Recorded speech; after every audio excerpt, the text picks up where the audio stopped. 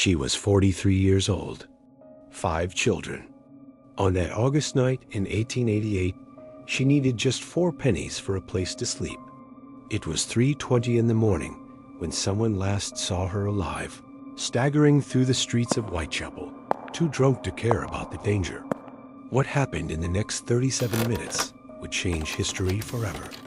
We don't know who killed her, but we know who she was. And that is the story no one tells. Her name was Marian Nichols, but everyone called her Polly.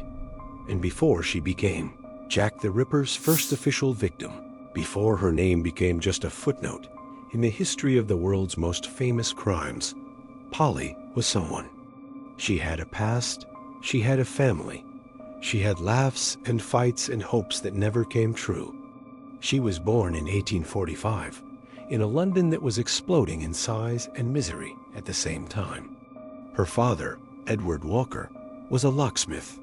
Her mother, Caroline, died when Polly was only 9 years old.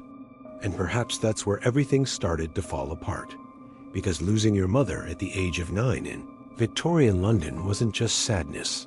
It was the beginning of a decline that few girls could avoid. Polly grew up too fast. She had to. At 18, in 1864, she married William Nichols, a printer.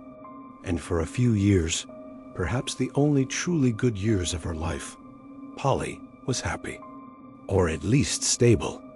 They had 5 children: Edward John, Percy George, Alice Esther, Eliza Sarah, and Henry Alfred. 5 mouths to feed at a time when having food on the table was already a victory. But then things started to crack. William drank. Polly did too.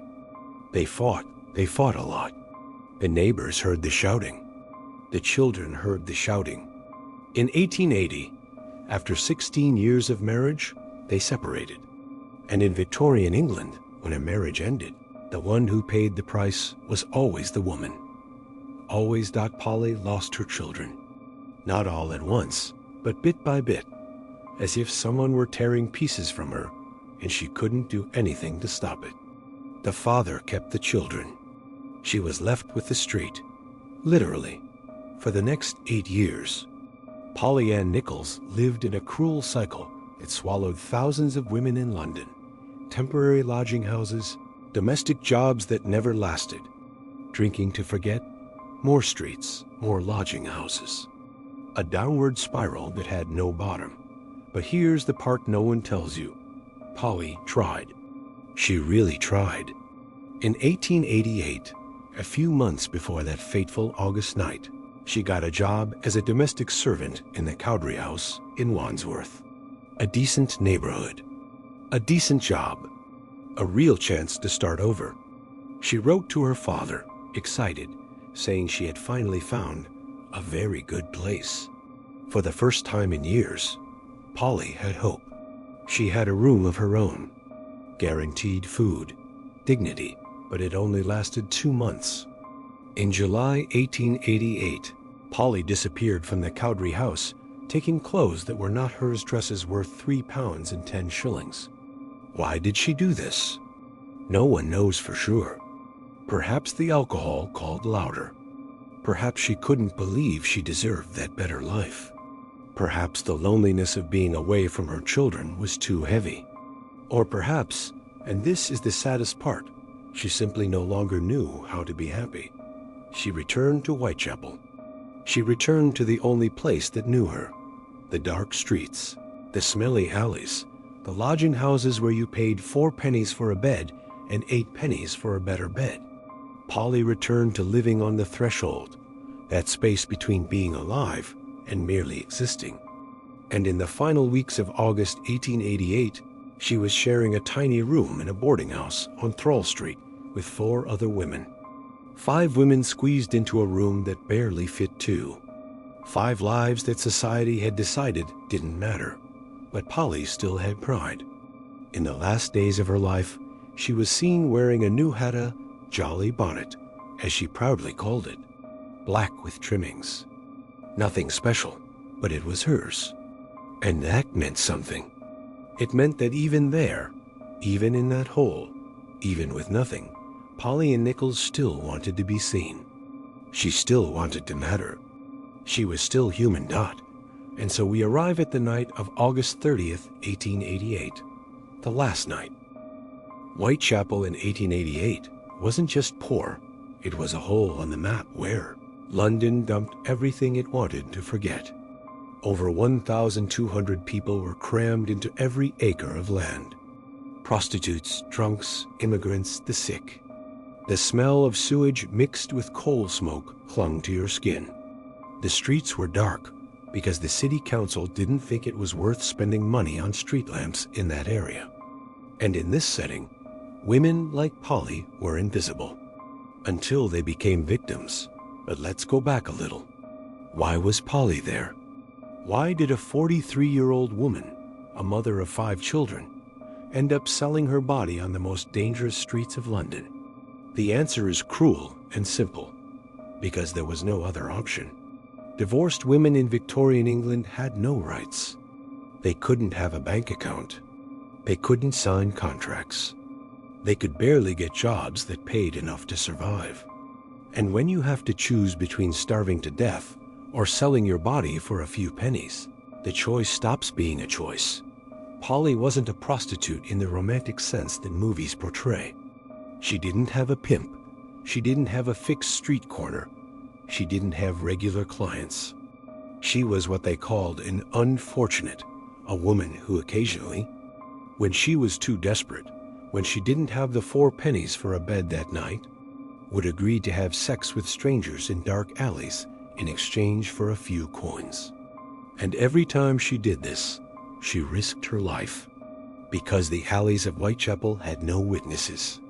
They had no light. They had no salvation. In the final weeks of August, Polly was especially desperate. She owed money at the lodging house. She was drinking more and more. The last vestiges of hope she had carried from Wandsworth were evaporating. A friend of hers, Ellen Holland, later said Polly seemed too tired to keep trying. But she kept going, because giving up meant dying, and something inside her, perhaps the memory of her children, perhaps pure instinct, still wanted to live. August 30th, 1888, Thursday, a normal day. Polly spent the afternoon drinking with other women in the lodging house. They talked. They laughed with that weary laugh of people who laugh because crying won't help anymore. When night fell, Polly went out. She needed money for a bed. She needed 4 miserable pennies. But she was too drunk. She wandered Whitechapel, trying to find clients, but no one would take her. She was too old, too drunk, too tired. At 1:40 a.m. on August 31st, now Friday, she returned to the lodging house. But she didn't have the money. The manager wouldn't let her in. You know the rules, Polly. No money, no bed. She didn't argue. She didn't beg. She just smiled that crook smile that desperate people smile, and said something that would later be etched in the memory of those who were there. Don't worry. Look at my new bonnet. I'll soon get the money. The bonnet. That cursed bonnet she had shown off so proudly days before. As if 4 pennies were easy to come by at 2 in the morning when you've been drunk for hours. But Polly went out again, staggering through the dark streets of Whitechapel, trying one more time, because giving up was still not an option. At 2:30 a.m., she was seen at the corner of Whitechapel Road and Osborne Street, drunk, barely able to stand. One witness later said she was so drunk she hardly knew where she was. Another said they saw her leaning against a wall, as if the world were spinning too fast. And then at 3:20 a.m., Ellen Holland, the same friend who would later say Polly seemed too tired, saw her for the last time. They spoke briefly on the corner of Osborne Street. Ellen begged Polly to come back to the lodging house with her, said they could share her bed, that it wasn't worth staying on the street in that state. But Polly refused. "I've earned my bed money 3 times today," she said, "and I've spent it. I'll soon get it again." Ellen looked at her at that 43-year-old woman. 5 children, graying hair, old dress, new bonnet, and must have felt something in her chest. Something bad, because the streets of Whitechapel at that time were already whispering. There were already rumors. Women being attacked. Strange assaults. Nothing official yet, nothing the police took seriously, but the women knew. They always know when something is wrong. "Go home, Polly," Ellen said. But Polly was already moving away, staggering down Bucks Row, a narrow, dark street, flanked by empty warehouses and silent stables. It was 3:20 in the morning. There were only 20 minutes left before someone found her body. 20 minutes. That's the time it takes to watch half an episode of a show. The time you spend in the shower. The time Polly and Nichols had left to live. And no one, absolutely no one, had any idea that those would be the last 20 minutes before everything changed. Before Whitechapel became synonymous with terror. Before an unknown name Jack the Ripper became immortal. Before Polly ceased to be Polly and became just the first victim. But not yet.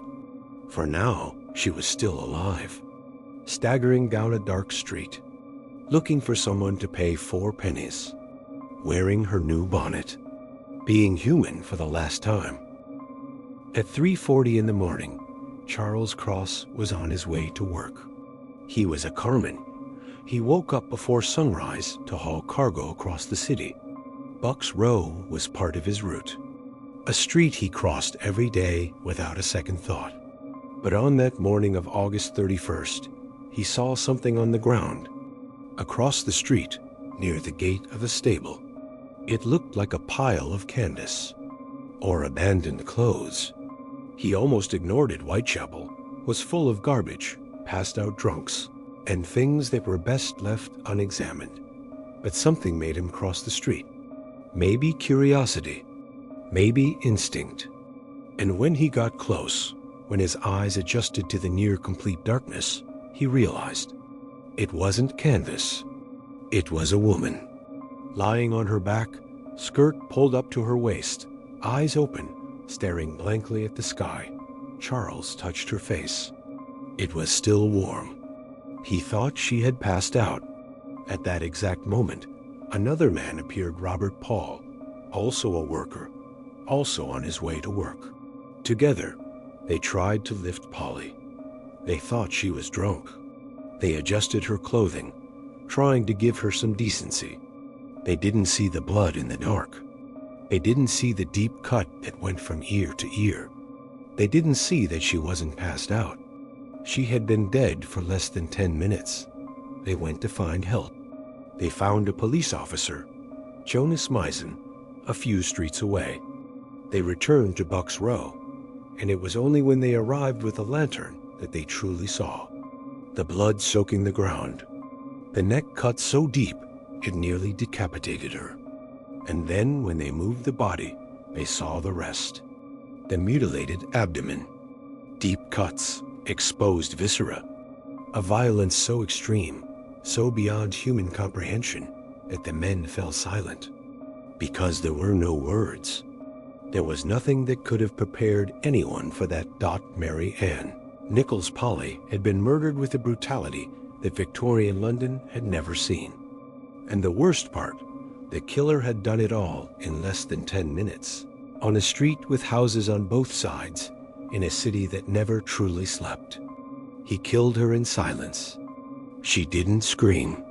Or if she screamed, no one heard. Or if they heard, no one cared. Because screams in Whitechapel were common. And women like Polly were invisible. They took her body to the old Montague Street workhouse mortuary. Undressed, they washed the blood. They tried to identify her. They found marks on her clothes, the initials of a laundry, some tags. Eventually, they discovered who she was. They contacted her ex-husband, William. He went to identify the body. Imagine that scene.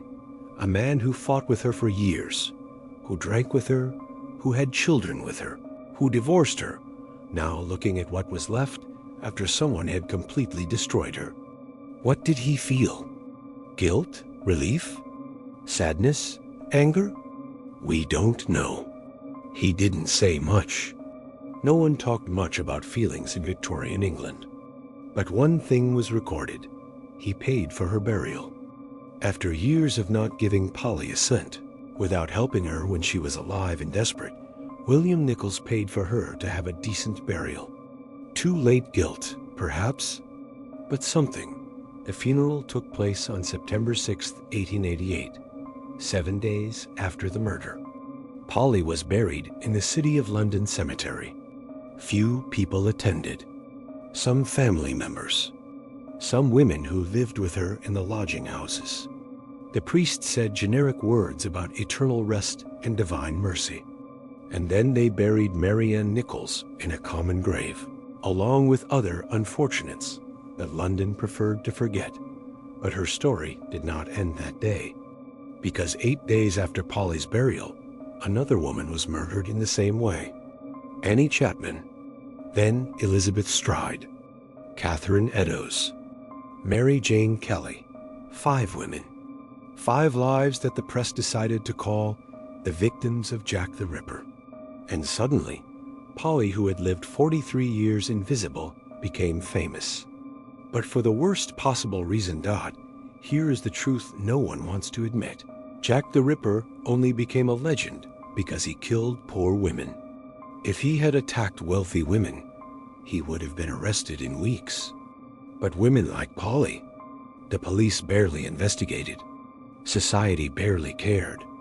Even the famous letter signed Jack the Ripper, the one that gave the killer his name, was likely written by a journalist trying to sell more newspapers.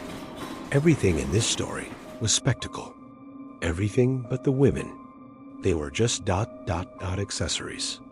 But Mary Ann Nichols' legacy goes beyond the horror. Her death and the death of the other women forced London to look at Whitechapel. Suddenly, politicians who had never set foot there began to ask questions. Why were these women living like this? Why was there no street lighting? Why were there no decent shelters? Why was poverty so devastating that women had to sell their bodies for 4 pennies? It didn't change everything. It didn't change fast. But it changed something. In the following years, Whitechapel got more lighting. More shelters were opened. Labor laws began to be discussed. And while it is tragic that it took 5 brutally murdered women for this to happen, it is part of their legacy. Including Polly. Today, more than 130 years later, we still talk about Jack the Ripper. They still make movies, series, books, and podcasts trying to discover who he was. But how many people know Mary Ann Nichols' full name? How many people know she had 5 children? That she liked that new bonnet? That she tried to restart her life months before she died? That she wasn't just a victim, she was a person? That's why this story matters. Not because of the killer. Because of what Polly represents. Thousands of women who society decided were worthless. Women who survived as best they could in a system that crushed them. Women who, when they finally received attention, were already dead. Polly's grave has no headstone. It has no flowers. It is just dirt in a common grave. But now you know her name. You know her story. And perhaps that is the only kind of immortality she can have, to live in the memory of people who understand that she mattered. That all of them mattered. Mary Ann Nichols. 43 years old. 5 children. A new bonnet. A difficult life. A horrific end. But a person. Always a person. If you are impacted by the story of Mary Ann Nichols, leave a like on this video. Because the more people know these stories, the more we remember that behind every crime, there is a real person. And in the next episode, we will meet Annie Chapman, the second victim. A woman who, just like Polly, had dreams that never came true. See you there.